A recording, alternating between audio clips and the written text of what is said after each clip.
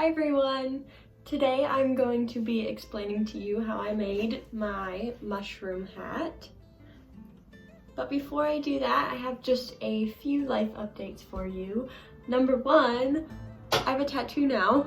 My tattoo is of a bumblebee or a honeybee, and then there's a daisy underneath with some rosemary sprigs going up on either side. My artist's name is Ricky, and I will leave a link to their Instagram handle down below.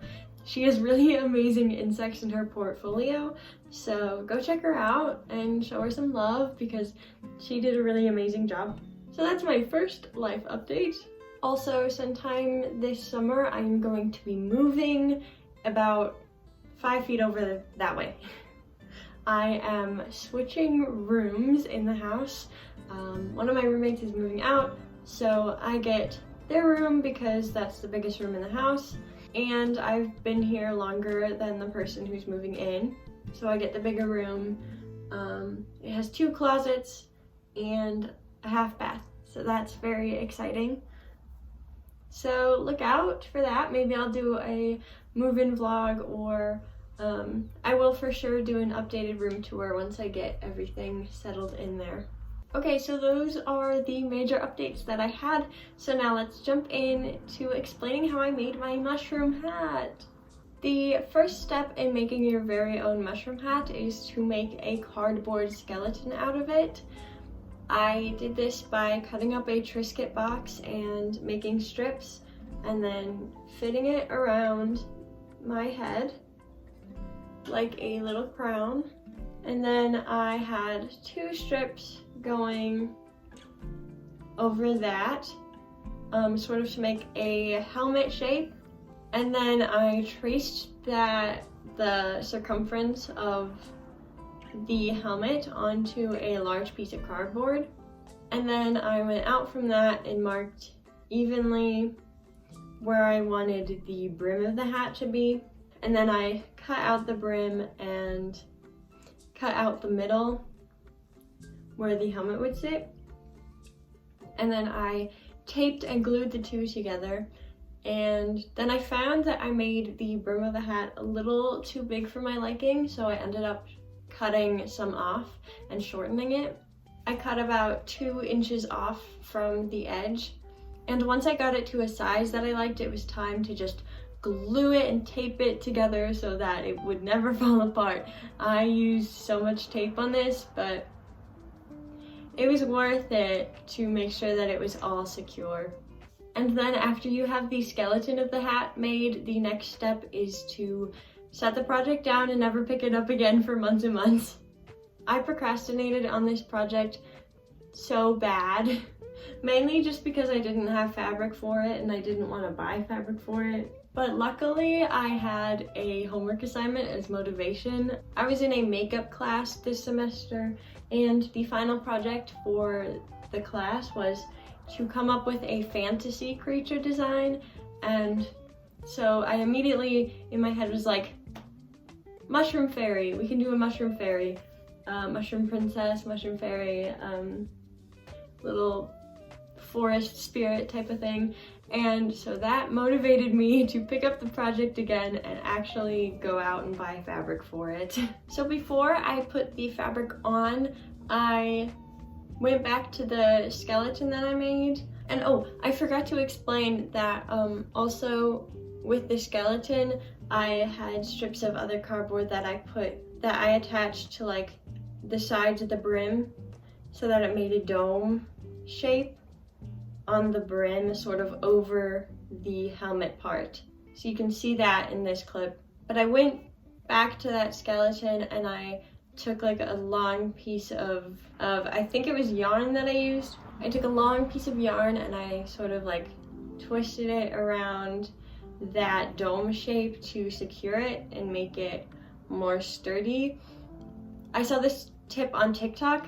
I used so many TikTok creators' videos in order to make this hat, and I will leave ads to some of the creators that I used as a resource down below in the description. So the first piece of fabric that I put on the hat was this white muslin that I had extra. So first I cut out strips of muslin for the ruffling on the bottom of the hat. And then I used what I had left over to cover the dome shape of the hat, just so that when I went in with the final red, the lines of the cardboard would be hidden, or at least would be less visible, because you can definitely still see some of the cardboard lines, but you can see less of them. So I would definitely recommend going over the dome with a cheaper fabric, or you could paper mache it too. Just add structure and like hide the cardboard of it. That was really helpful, I found. So I used 2 separate pieces of that muslin to cover the entire dome of the hat. And after I had the muslin on there, it was time to go in with the red fabric.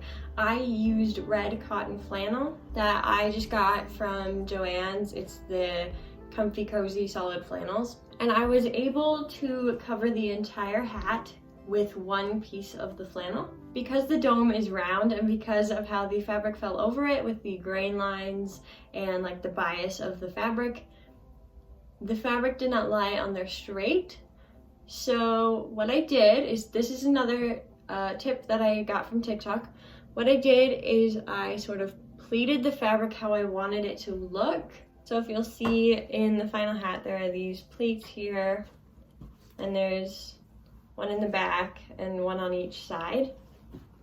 I pleated the fabric like that, and I held that down with clothespins as I went around and glued the fabric into place. And I used hot glue for everything. Like, this whole hat is put together with tape and cardboard and fabric and hot glue. Lots and lots of hot glue. I went through so many glue sticks for this. So yeah, I just went around. I started at the front because I had marked where the front of the hat was meant to be, sort of where the little crown structure fit best on my head. So I started at the front, and I made sure that there was no pleats in the front just because I didn't want any. You can totally have pleats in the front if you want. I just didn't want any, so I didn't put any there. And I started gluing, and I sort of like went halfway around one side, halfway around the other, and then I kept alternating sides as I glued it down. I found that was easiest with the pleats, just to make sure that everything looked even. And it wasn't very long. It just felt like it was long to glue all the fabric down. It definitely takes a good amount of time. So after I had all of the red glued down, I then cut off the excess red.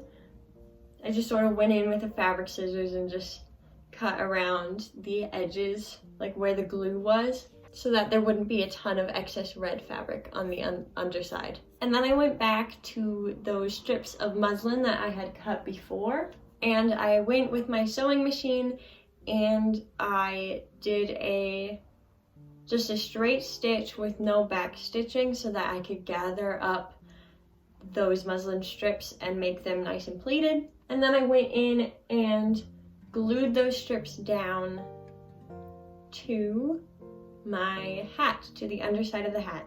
And a couple things to note: I used pinking shears on the edges of the muslin so that it would have a nice sort of detail in the shape of it, and so that it would also fray less and last longer. And also, before I glued the muslin down, because muslin is a thinner fabric, I painted the underside of the brim, like the cardboard part.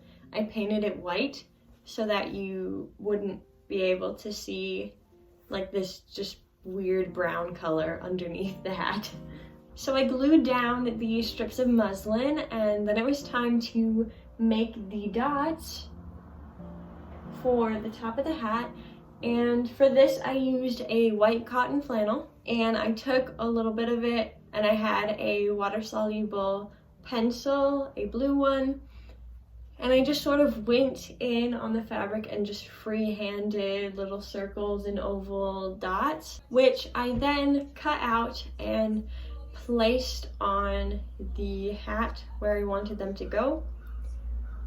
And flannel can the flannel will stick to each other. So as long as you don't turn the hat upside down, your dots won't fall off before you glue them and they'll stick in place. Unfortunately, I did turn my hat upside down. I don't remember the reason why, but I turned it upside down so all of my dots fell off from where I wanted them to be. So I had to put them back on in different spots because I didn't remember where I wanted them originally, which was fine. I mean, it looks fine, the placement of them. I just really would have liked my original one better, but that's okay. Sometimes you make mistakes and drop all of your dots before you glue them into place. But yeah, so I positioned the dots where I wanted them first, and then I went in with the hot glue and I glued them all into place. And after all the dots were glued into place, the hat was completed, and I just went around and made sure that there weren't any strands of hot glue, and there still are some, but I made sure that it looked clean. Yeah, the project was completed after that step. So the last little bit in the project was for me to do my final makeup design and put the hat on and take some pictures and some videos to show my professor. Yeah, now I have a mushroom hat. These are really popular on TikTok. This hat is big. The brim of it is really wide compared to some contemporary hats. But there are people on TikTok who have even bigger hats. It's kind of amazing how big some of these hats are, and because the skeleton of these hats is made out of cardboard, they do not weigh much at all. So you can make as big of a mushroom hat as you want, and it won't be very heavy because it's just made out of fabric and cardboard. This was a really fun project, really simple. You can put these together in not a lot of time. So yeah, I hope you liked this video of me explaining how I made my mushroom hat. I will leave you with that footage that I took for my makeup class, and I will see you in the next video. Have a good day, everyone. Bye.